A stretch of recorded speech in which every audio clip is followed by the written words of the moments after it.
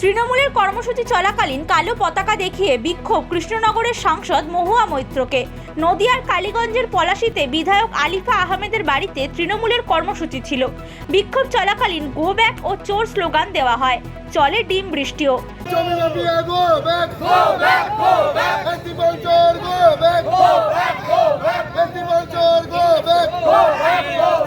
সাংসদকে ছোড়ার জন্য প্যাকেটে গোবর রাখা হয়েছিল বলে অভিযোগ।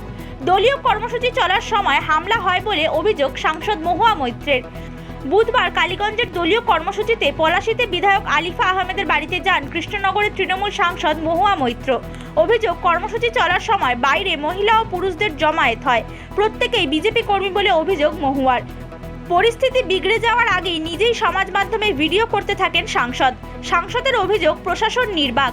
সাংসদ নিরাপত্তাহীনতায় ভুগছেন বলে সোশ্যাল মিডিয়ায় জানান। 15 মিনিট বাদে কয়েকজন পুলিশ এসছে and they are talking.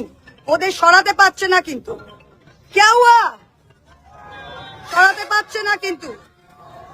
Please see, দেখো, দাঁড়াও ও প্লিজ সি, পুলিশের সামনে look at the way they are throwing. Can you hear the noise?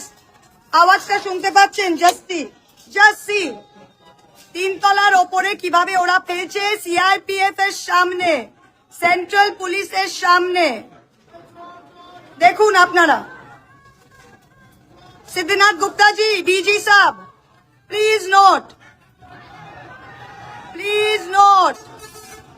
note what is going on.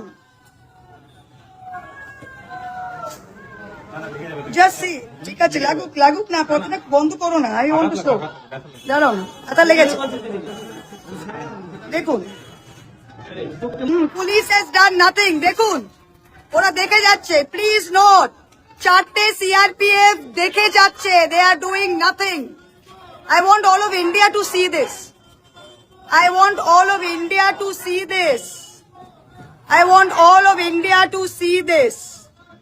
আলিফার বাড়ির সামনে রাস্তার ওপরে শয়ে শয়ে বিজেপি কর্মী সমর্থক উত্তেজনা সৃষ্টি করছে বলে দাবি মহুয়ার।